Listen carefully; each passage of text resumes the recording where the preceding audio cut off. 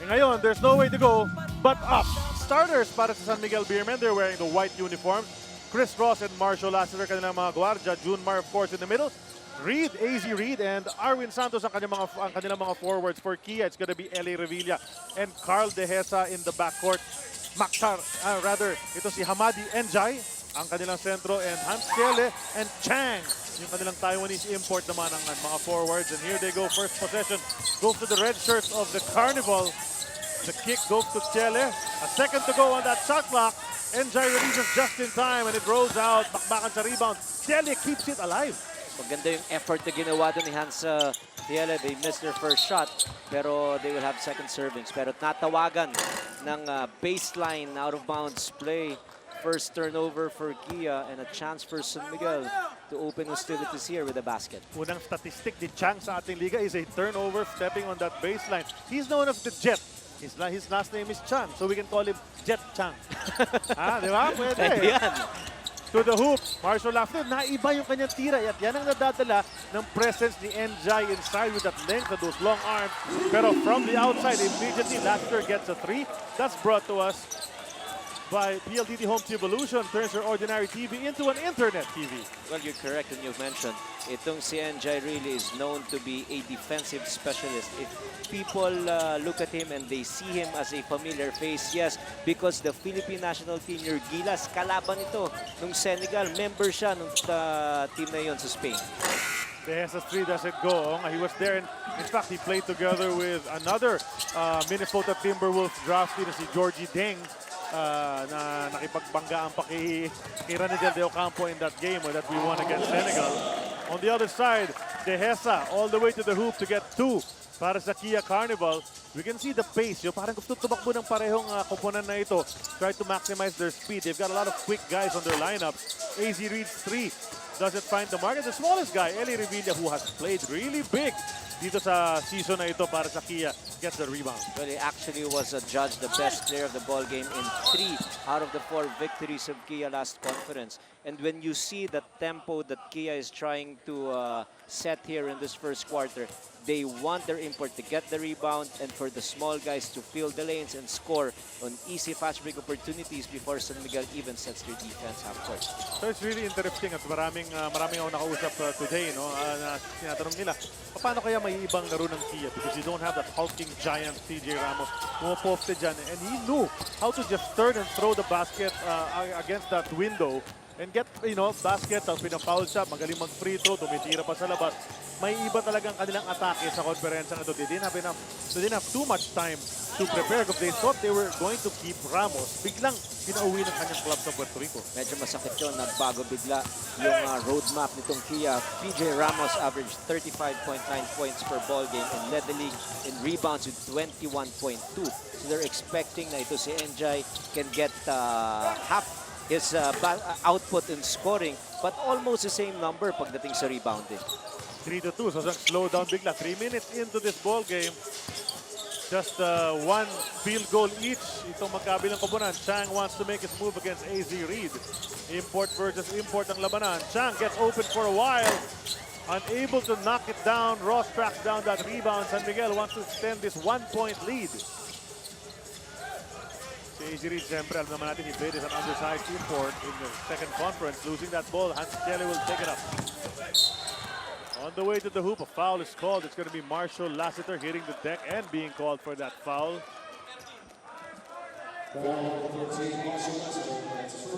First personal para sa kanila. Para sa kanya, rather. Two shots para kay Hans Thiele. And Hans Thiele has been one of the mainstays. He was there playing very well. Noong unang laro pa lang nila at the opening day ng ating season when Kia got its first victory against Blackwater, and Hans Thiele has been one of the frontline guys na comes to play every ball game, hustle sa rebound, mahabol ng bola, plays good defense as well. Tapos may occasional offense pa. Yes, very hard worker.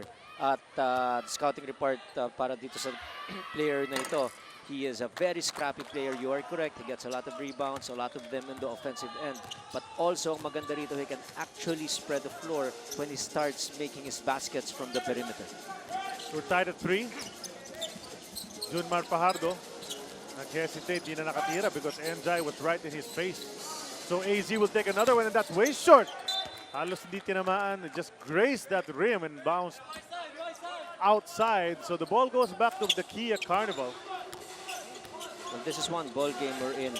For San Miguel, they cannot just give the ball to a Fajardo or expect a double team, and other players will be open for shots from the outside because they can go single coverage. Itong si Enjay can keep in step pagdating sa paint against Junmar Fajardo. Arwin Santos with the ball. His first attempt, it's short. He gets his own rebound. Second time, di pa rin niya makuha. Bakbakan sa rebound. Nagkagawan pa si Fajardo at si Santos.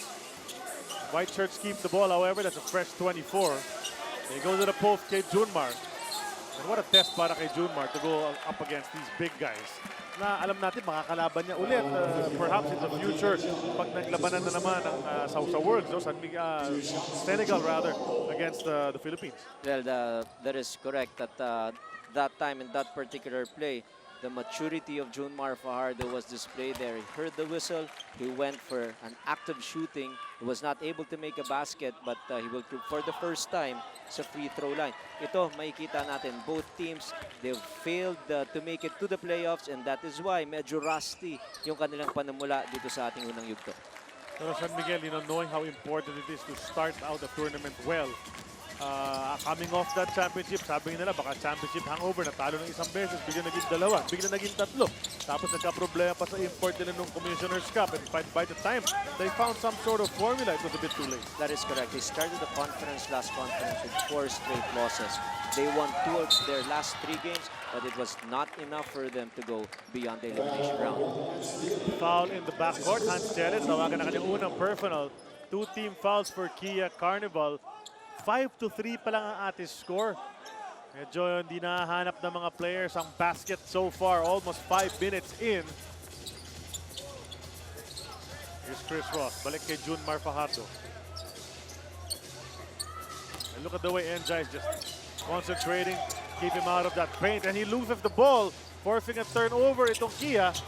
But Chang loses that ball. They're scrambling. Revilla picks it up. Marami pang oras sa shot clock ng Kia Carnival. They're looking for someone open. Tele hesitates. Ito na, nasa 7 seconds na lang.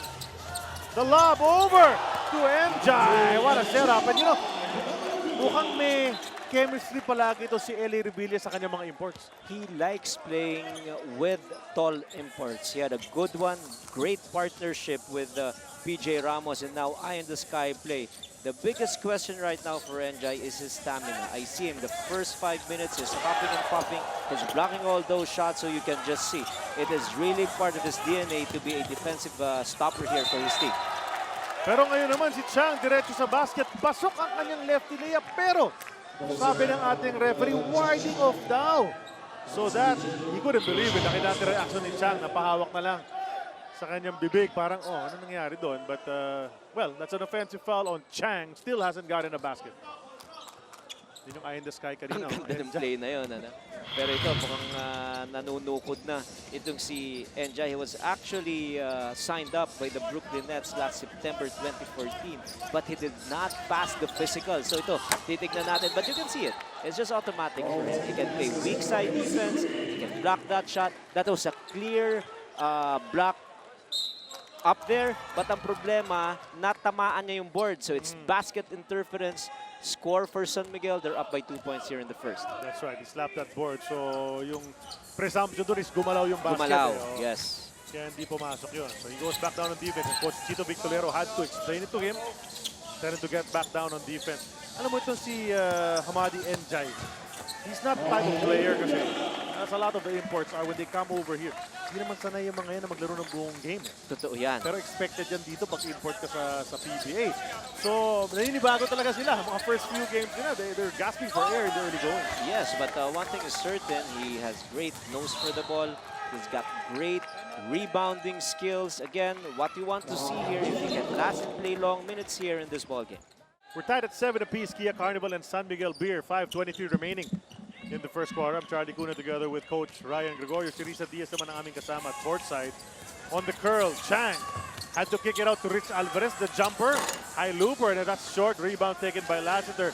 Alex Cabagnot, pinasok na sa laro ni Coach Leo Austria. Let's see what he can do. He came in to San Miguel Beer in that trade with Global Port. Ang ganda na pinakita niya nung first few games niya.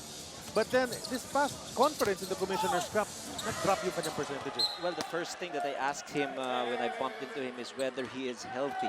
Because if he's not healthy, really namumroblema siya sa kanyang mga shots, pati sa kanyang accuracy. So he told me, yes, he's healthy now. That break, they did not like that, but it gave him an opportunity to rest dahil medyo na-extend yung kanyang first conference because they went all the way to the finals. And of course, eventually, they won it all. Nag-game 7 yun, di ba? Yes. All boiled down to the last few seconds of that game. Tapik palabas ni Junmar Fajardo. Ball will stay with the red shirts. Chris Lutz enters the ball game para palitan ang kanyang partner na si Lassiter. And Gabby Espinas comes back into the San Miguel Beer lineup after debuting there a few years ago as a rookie. As we turn you over to Riza Diaz, may reports at all kay Jeric Fortuna. Charlie, it's very unfortunate nga that Jerry cannot join the San Miguel Beermen on their first game of the conference. Sad news, his father passed away last Sunday. And the team, of course, is dedicating this game to Jeric and his family. In fact, pagkatapos ng game, ang plano ng buong San Miguel Beermen is to attend the wake para makiramay kay Jeric. Charlie. Well, thanks for telling us that, Riza. Siyempre, nakikiramay din kami, ang buong Sports 5 family sa pamilya ni Jeric Fortuna. Our sympathies and condolences. Right now, his team is trailing though. And Chang, really eager para makuha ang kanyang 2 points dito, but he misses another layup. Bakbakan sa rebound. Kabagnot saves it over to Espinas. One thing is obvious, Chang can really play. He's got a very good handle. He can really be creative with the shots. It's just a matter of time for him to start scoring here in his debut in the PBA. What a beautiful find mula kay Alex Kabagnot. Hindi siya masyado naguluhan dun sa pag-atake ni Enjay on defense. Was still able to find and recognize that Fajardo was already open for that basket. And just too late for Enjay to guard Alex Kabagnot on the help side stance and recover again kay Junmar Fajardo.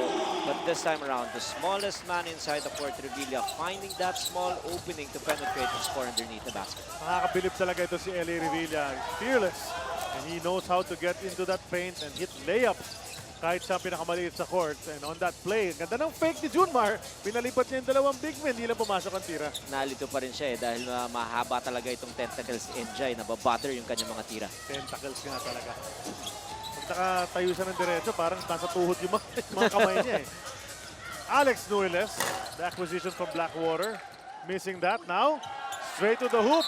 Parang round-robin layup lang yun ha. Akala yata ng San Miguel may pito o may foul na tinawag and they stop defending.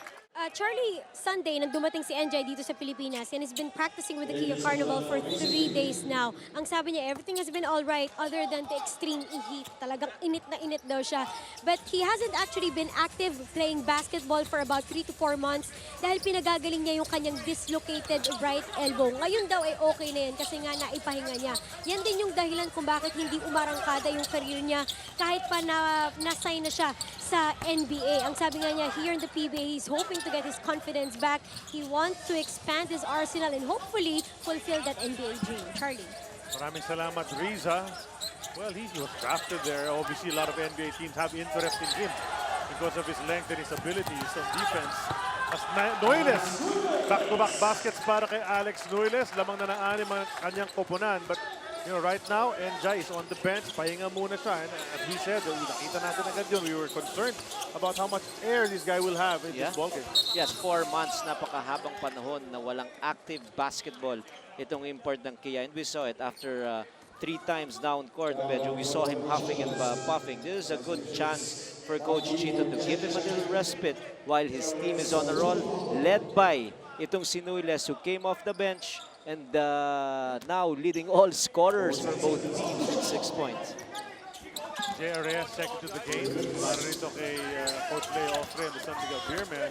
That's a miss from Gabby Espinas and Kia going the other way. Hiram Bagatsing who had a couple of brilliant ball games from Commissioner's Cup. Andyan na naman para kay Coach Tito Victorero. And another guy who really added toughness in that second conference sa Kia Carnival, Mark Yee. Mark Yee, he can spread out and make that 3-point shot, set shot type. Pero maganda rito, his toughness on the defensive end. He's not gonna back down and he's not afraid of physicality. Kahit sinong import, binabantayan niya. Kahit yung 6'10", 7-footer. Lalabanan na yan. He wouldn't back down. As we see Chris Lutz on the drive, drawing the foul. It's probably gonna be on Kyle Pascual. he did not have the balance there, but because of his experience, he was able to initiate that contact and just really acted it out. He missed that shot because of a contact. First 2 free throws will be given to Chris Lutz. That is how deep this lineup of San Miguel is. Palitan mo si Lassiter, of equal talent itong si Chris Lutz, pero nagbintis lang siya ng kanyang first free throw. Second one is in. Finally, napako ng ilang minuto yung San Miguel dun sa 9 na yon. Finally, they hit double digits, but they still trail by 5. A minute and 18 natitira sa ating first quarter. They swing it over to Nuiles. The quick move, looked away, and umatake agad si Nuiles, but the shot goes wide right, and nakuha na naman yung offensive rebound. And that's something Kia has been working on, obviously. Binigyan nila ng pansin yan in the offseason, and right in this ballgame, I think they already have 3 or 4 offensive rebounds. Well, they understand the fact that probably in terms of talent, they don't have a chance against San Miguel, so they just want to make sure that 50-50 balls, they will always have an opportunity to get it. Pero miss from Kyle Pascual outside. Ito na naman ang Birmen. Naghahabol. 5 kanilang hinahabol. 42 to go. First quarter. David Semerad jumper. Bounces long. Bagatsing gets it. Up ahead to Marquis. Let's see if he can finish. He leans it for the layup. Nice stretch mula rito kay Marquis. Well, the pace is so fast. That is really the kind of speed that Kia wants in this ball game. As soon as they get the rebound, they're off and running, trying to score in fast break opportunities, and now they have 17 points in this quarter. And a miss from 3. Semerad nasa ilalim for the putback. Unable to convert, but Marquis hung on to him. That's going to be a foul on Marquis. So pupunta sa linya ito si David Semerad. Ang kapatid niya, twin brother niya na si Anthony Semerad, victorious sa kanilang unang laro with the Global Port Batang Pier kagabi. Siyempre, Terence Romeo. Dalawa na nga import nila. Top scorer pa rin si Terence Romeo. Incredible performance yesterday by Terence Romeo, of course, against the Meralco Bulls. Very good start for Global Port. They have a good import, very efficient, not really a high-scoring import, but gets the job done on the rebounding end. And even their Asian reinforcement was able to help. He was good for 18 points last night. That's right. Miss on the second free throw, and the rebound taken by Kyle Pasquale picked it up. So last second shot opportunity for the Kia Carnival. Hiram had to throw it up. Didn't go. What a powerful offensive rebound from Alex Nuiles. Ngunit kaka-fake niya, naubusan na siya ng oras. Pero impressive performance from Kia on both sides of the floor, able to hold San Miguel, the powerful San Miguel Beermen, to just 10 points. Sila naman 17. And a good effort from the guys off the bench, Nuiles being the main guy. 6 points for Nuiles. Fantastic start for this guy. So at the end of 1, 7-point lead para sa Kia Carnival. We'll be back with second quarter action here at the MOA Arena.